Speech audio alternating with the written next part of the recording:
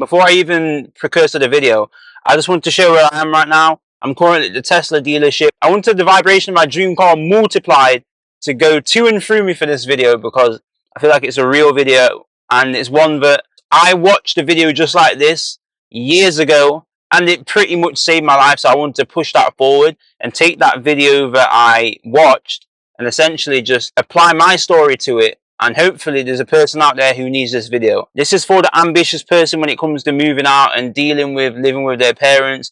I don't know how to answer somebody who's, not moving towards a bigger goal or, has a bigger plan in mind for themselves. Even if there's not a plan, it's just like the thought of something more to life. I don't know how else to answer it except to that person because I am that person. I don't know how to answer it on behalf of somebody else. Talking about the video that saved my life essentially a couple of years back, it's a video by Stephiscold. It's around, I want to say 5-6 years old now, maybe it's even older than that. And yeah, it's a video he released like maybe 6 years ago, and essentially it's titled something along the lines of why your parents will never respect you. And essentially in that video he's talking about this idea of like how he used to argue constantly with his mum. And how when he was living with his mum, it was like the worst thing ever in terms of stress and trauma and just constant clashing because he had his agenda, she had her agenda, and they were both kind of fighting corners and not really willing to comply. Related to that so much, right, when I was younger and living with my parents because I was just in this situation where I've got both my parents, I'm living in a house, I'm privileged, right? Like I'm living in a house, roof over my head, food being cooked for me. But I don't see it that way because I'm just like, I want to live alone and I don't want to be in this situation. And my parents are trying to give me an agenda to follow and I've got my own agenda. And essentially it was just constant arguing non-stop and it just felt like the worst situation ever. And I just felt so stuck for such a long time. Like I wanted to move out since I was 15. Because I'm quite a rebellious person. I don't like authority. And so I saw my parents as this authority figure that needed to be maybe conquered in a sense. Just something that was preventing me from being who I need to be. It was crazy. And that was a hard case as well. Like I thought my situation was dire. Like I thought my situation was terrible. And I remember Steph in his video talking about this idea how when he moved out, after about 6 months of like just doing his own thing, recuperating and just standing on his own two legs, like forming his own place in the world, he got to a point where he was actually on good terms with his mum. Like he ended up, retiring her, like buying her different things and like flying her out and just taking care of her and like maintaining a good relationship with her. And something that I vowed is that I would never talk to my parents again when I moved out because if anybody asked me if I loved my parents, I would have said no. I would have said I don't even like my parents because it was just such a bad situation when I was in there, seemingly, my perception of it. But retrospectively, like I've only been living alone for maybe 2-3 months now. I feel like I do need a little bit more time to just fully stand my own two legs and form my place in the world and just find out who I am and what I'm about. But what I will say is I'm on good terms with my parents, right? It's crazy, the transformation. The person who lives at home and can't see himself getting along with his parents when he moves out, trust me, it changes instantly. Like your parents kind of see you as this little baby child, right? Because you got to think, they saw you and have memories of you that you don't even have of yourself, right? Because they saw you when you was born. Like they made you, right? And so they've got this perception of you being this young boy who just needs to follow what they're doing because, you don't really know anything. And the only way you're going to shatter that perception and gain respect from them, like true respect where the perception of you changes and the whole dynamic shifts and they're no longer seeing you like a little kid, the only way you can do that, unfortunately, is to move out and just develop that sense of autonomy and show them that you can actually cope on your own. That's the only way it's going to happen, right? The crazy thing about that is, though, as soon as you're autonomous, which means, you're by yourself, you're on your own 2 feet, the perception of you will change straight away, right? They will see you as this adult and they will share things with you and talk to you in a way that you can't even comprehend, right? I'm basing this whole thing on a big assumption that, your parents, no offense, aren't menaces, right? Like if you're dealing with parents who rarely hate you, and it's just, it's not looking good and the whole situation's bleak, I don't know if it's going to get better. But part of me feels like intuitively that your parents aren't bad and they have your best interest after all. And when you move out, you'll realize what I'm saying. And so a little bit of a granular detail into my situation was that before even I started working at Amazon, so I was just kind of dolling around the house. I'm this guy who doesn't have a job, he doesn't have any money coming in. And yet I'm talking like I'm going to be a millionaire next year. No plan to do so. I'm just talking big and I'm trying to impose my ideas and I'm trying to exercise my will onto them.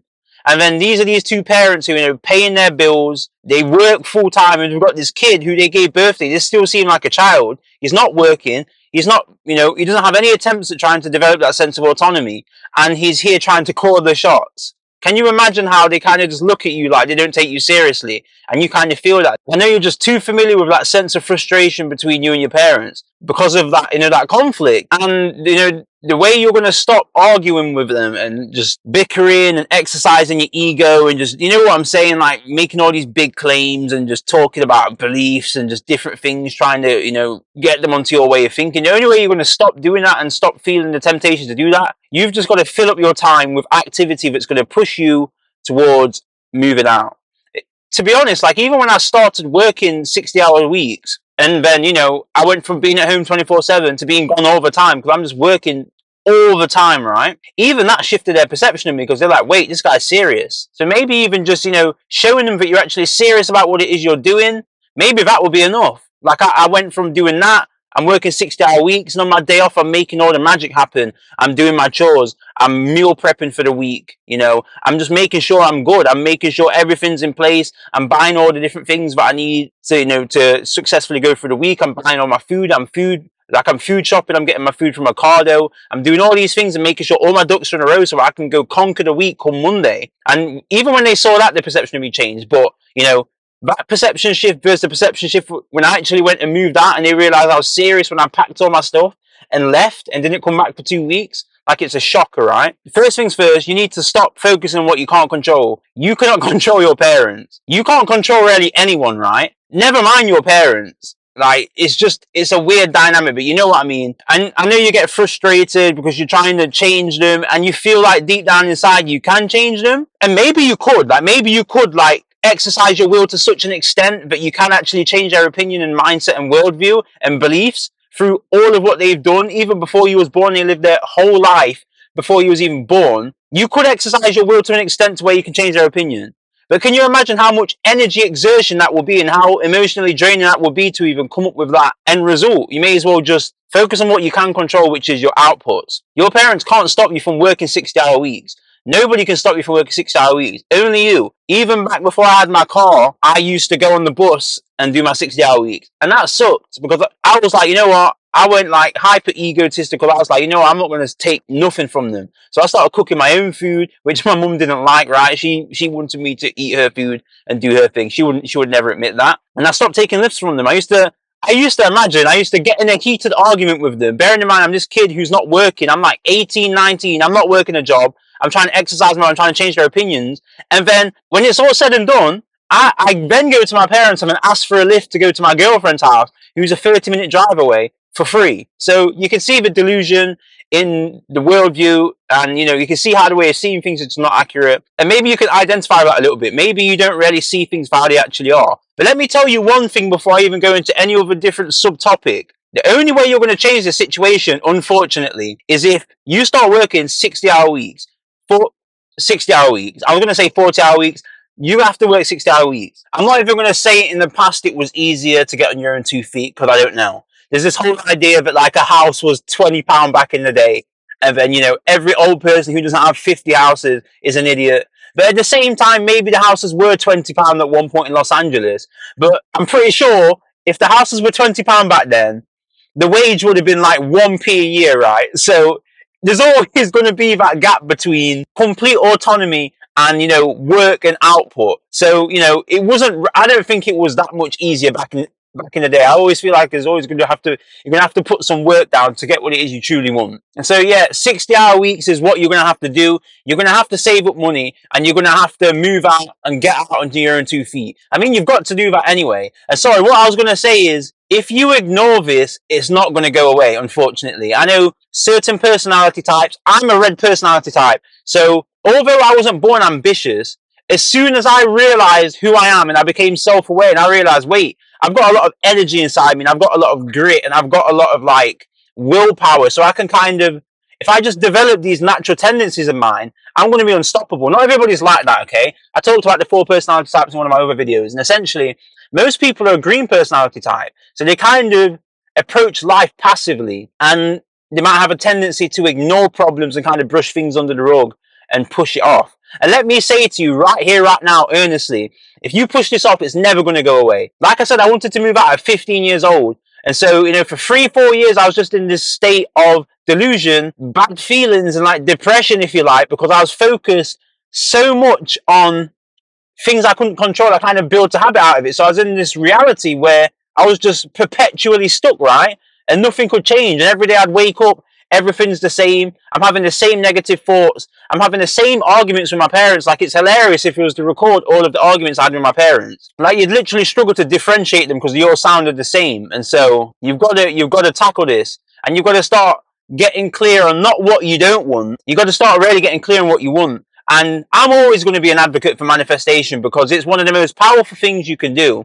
And even when you do move out, they highly, highly, highly, highly, highly recommend that you have a goal of what you're trying to move towards. Don't just get a job, work 60-hour weeks, and settle moving out. You need to work 60-hour weeks, get the lump sum, move out, but also have in mind a goal where you want to move towards, whether it be starting a different business model like agency, or whether it be going all in on modeling or doing professional football. Whatever it is, what makes you tick, you need to be making sure you've got a very, very clear path that you're moving towards, and you're writing out that path, that script for your life, the ideal life, what it looks like, you know, how you spend your time, what you do for income, your relationships, friends, feelings, every single thing you write down in a journal at the end of every day and at the start of every day. Because like I said in another video, that's when your brainwaves are, that's when you have a gateway to your subconscious mind just before you go to bed and when you wake up. Just like when you was a kid from 0 to 6 years old, you're in that theta brainwave state, which is the unconscious state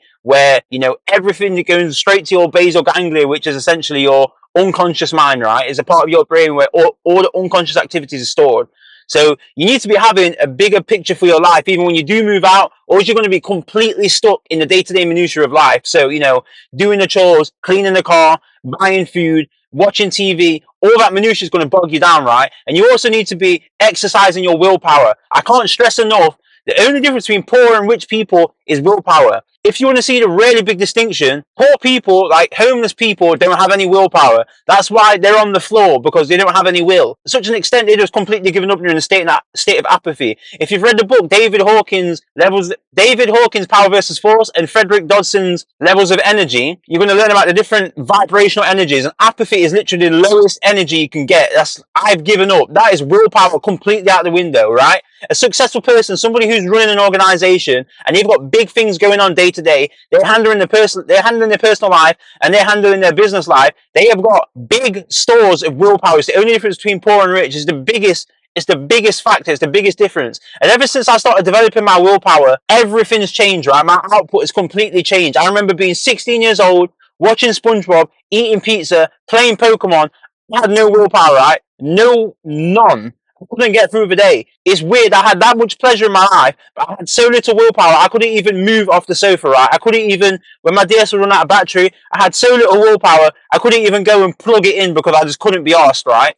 Versus now, I get so much done in a day, and even though it doesn't even feel like enough now because my baseline's changed, I get so much done in a day, it's ridiculous compared to just 5, 6, 7, 8 years ago. I couldn't get shit done. So you really need to be focusing on what it is you want for your life, right? And you can't ignore this. I can't stress this enough. If you take one thing from this video, is that you can't ignore this idea of moving forward, living with your parents and living in that state of delusion and depression. You're going to build a habit out of it, and you don't want to crystallize that. Trust me. If you crystallize that reality, you're screwed. Your one life is done, okay? So like I was saying, not every personality is like me. I think I went on a bit of a digression. Not every personality is like me. So just take your time.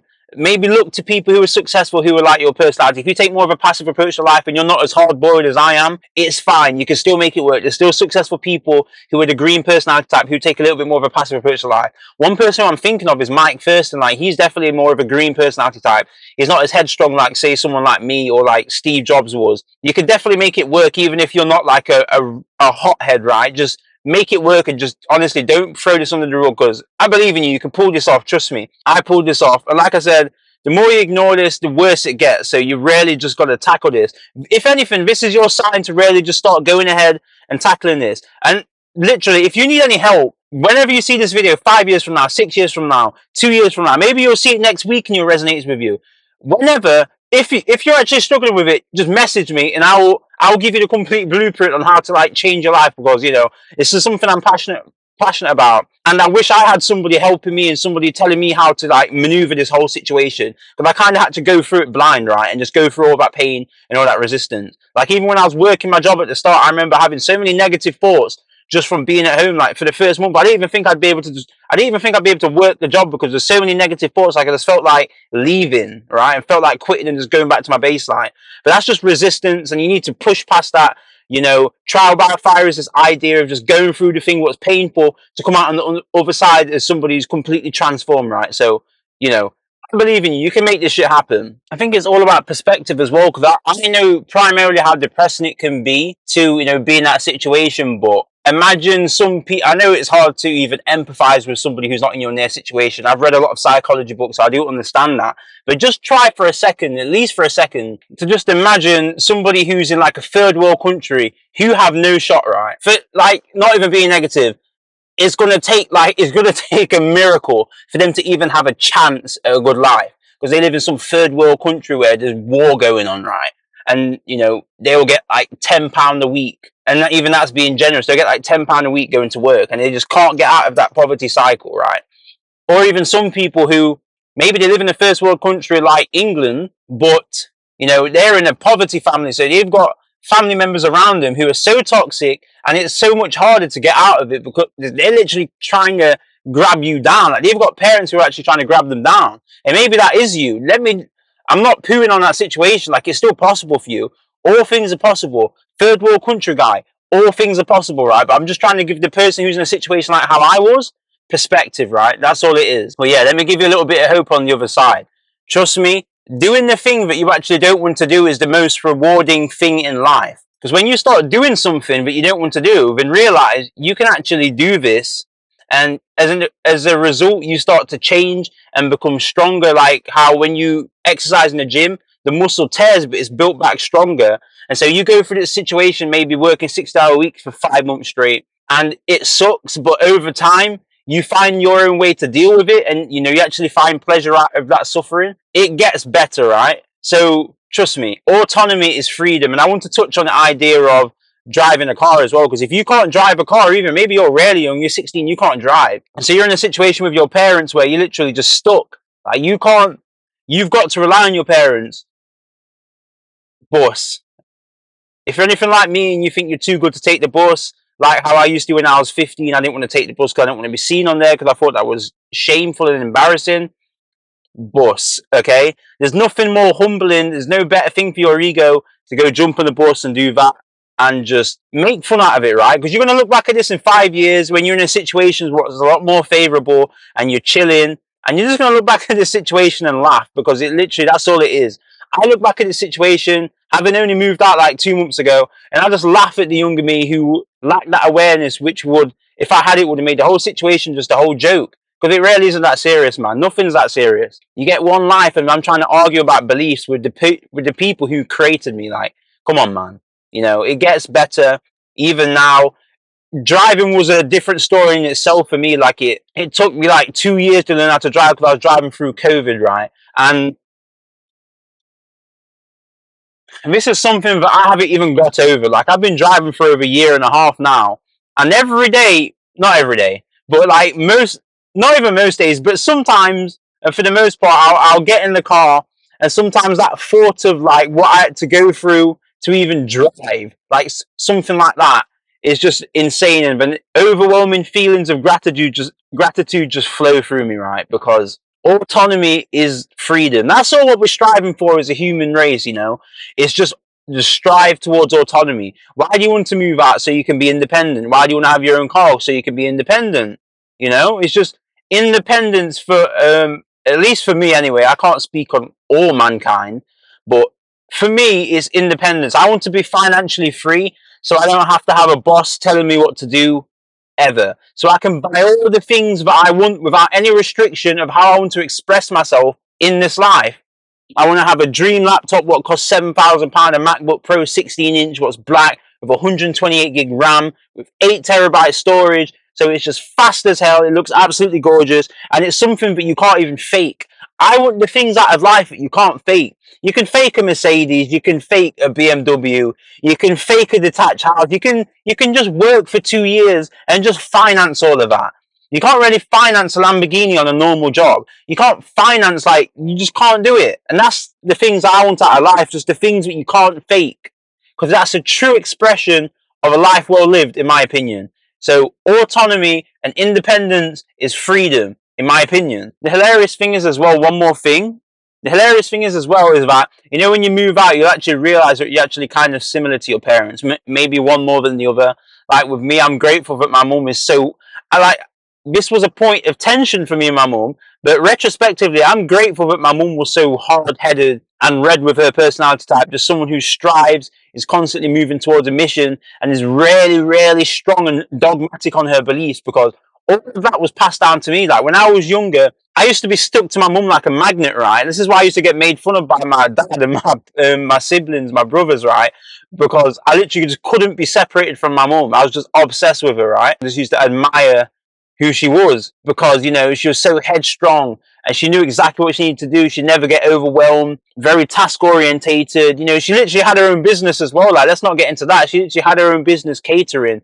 And so soaking all that up from my age 0 to 6 was just, it's developed who I am at the core of my personality. And I think I'm so different to my siblings, because my siblings didn't hang around my mum like how I did when I was younger. They hung around my dad, who's, you know, a little bit more of an opposite to my mum. So I'm just really so grateful for my parents, you know, my mum and my dad. Even now, my mum and I, we kind of get into talks with psychology and like the whole idea of like how, you know, women should be in a relationship and men. Like that's a point of tension for us now, but it's just banter, because at the end of the day, when the conversation's said and done, I can hop in my car and drive off back to my home. And my home is not my parents' home anymore. And now I call my parents' home my parents. So it's not home with my parents. It's like, oh, that's at my parents' house, because it's like there's a separation between us now, and that separation has just created so much space inside of me to just be able to express who it is I am, and just exercise all of my opinions, which I kind of had to suppress when I was in the household, like my diets and different stuff what I would do,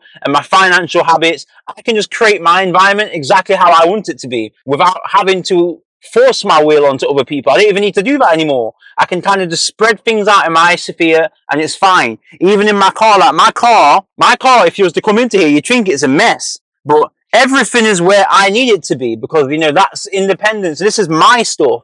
And nobody can come in here and tell me how to do it. And when people come in here, I've got my own rules and I've got my own agenda that you need to follow, which is just amazing, right? But yeah, for the guy who's living at home and he feels trapped, but, you know, deep down, he knows everything's going to be okay, I'm rooting for you, because you've got this, okay? You got this.